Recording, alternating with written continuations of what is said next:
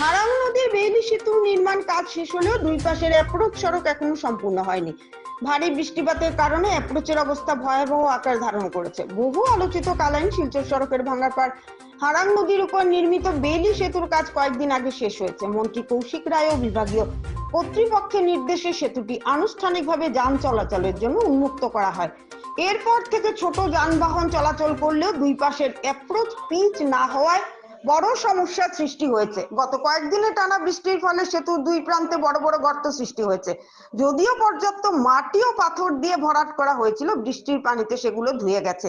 এতে যানবাহন চালকদের নানা রকম অসুবিধার সম্মুখীন হতে হচ্ছে এবং প্রায়ই ছোটখাটো দুর্ঘটনাও ঘটছে। এদিকে কালাইন শিলচর সড়কের বিভিন্ন অংশে পুকুরসম গর্তের সারি থাকলেও বিভাগীয় কর্তৃপক্ষ কার্যত নীরব ভূমিকা পালন করছে। মন্ত্রী কৌশিক রায়ের তৎপরতায় সেতুর নির্মাণ কাজ সম্পন্ন হলেও দুই পাশের অ্যাপ্রোচের জরাজীর্ণ অবস্থা ক্রমে আশঙ্কাজনক হয়ে উঠছে। রবিবার স্থানীয়রা সংবাদ মাধ্যমে জানান, যদি দ্রুত দুই পাশের অ্যাপ্রোচে পর্যাপ্ত পাথর বা মেডেল বসানো হয় তবে অন্তত সাময়িকভাবে যান চলাচল স্বাভাবিক থাকবে, নইলে পরিস্থিতি দিন দিন আরো বিপজ্জনক হয়ে উঠবে। পাশাপাশি তারা কালাইন শিলচর সড়কের অন্যান্য ক্ষতিগ্রস্ত স্থানগুলো দ্রুত সংস্কারের জন্য রাজ্যের মুখ্যমন্ত্রী ও কাছাড় জেলা শাসকের জরুরি হস্তক্ষেপ কামনা করেছেন।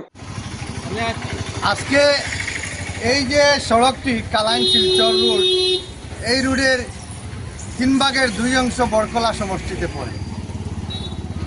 আজকে আপনারা দেখেন, আসামের মাননীয় কর্মবীর মুখ্যমন্ত্রী হিমন্ত বিশ্ব শর্মা মহাশয় বরাক উপত্যকার জন্য কাড়ি কাড়ি উন্নয়নের টাকা দিচ্ছেন, কিন্তু আজকে আপনারা আমাদের যে কাছাড়ের পূর্ত বিভাগ, সেই পূর্ত বিভাগের ঊর্ধ্বতন কর্তৃপক্ষরা এসসি রুমে বসে বসে দিন গুনছেন এবং মাইনে হাতিয়ে নিচ্ছেন।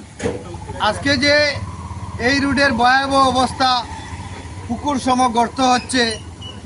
আজকে এই হারাং ব্রিজের দুই পারের অ্যাপ্রোচ যে আজকে অ্যাপ্রোচের মধ্যে বড় বড় গর্ত হচ্ছে, এটার মূল কারণ আমরা জনগণ ভেবে নিচ্ছি যে এই কাছাড়ের পূর্ত বিভাগকে আমরা দায়ী করব।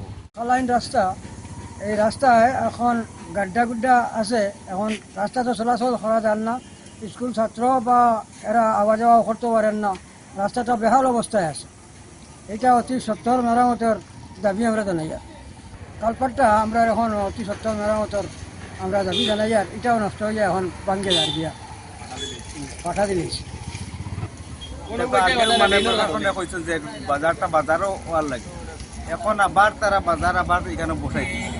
তখন গাড়ি ঘোড়ার দিকে প্রবলেম হওয়ার, হাঁটা যাইতে এদিকে অ্যাক্সিডেন্টের সম্ভাবনা আছে। যে বেহাল অবস্থা, তো মধ্যখানে দেখা যায় এত বড় বড় গাড্ডা, যে গাড্ডাত মানে ফুরকি হইয়া বই দিছে, এত বড় বড় গাড্ডা।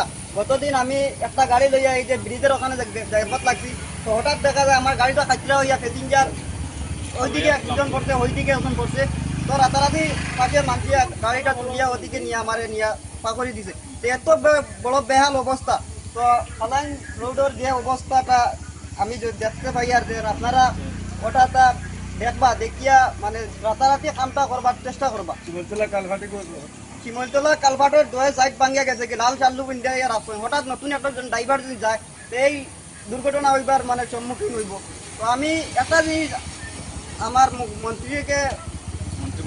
মন্ত্রী মহোদয়কে একটা জিনিস অনুরোধ করি, আর যে কালাইন টু শিলচরের যে রাস্তা, এই রাস্তার কাজটা অতি সত্ত্বর মেরামত করার জন্য আমি একটা দাবি রাখি। আর তো এই বলে আমার বক্তব্য।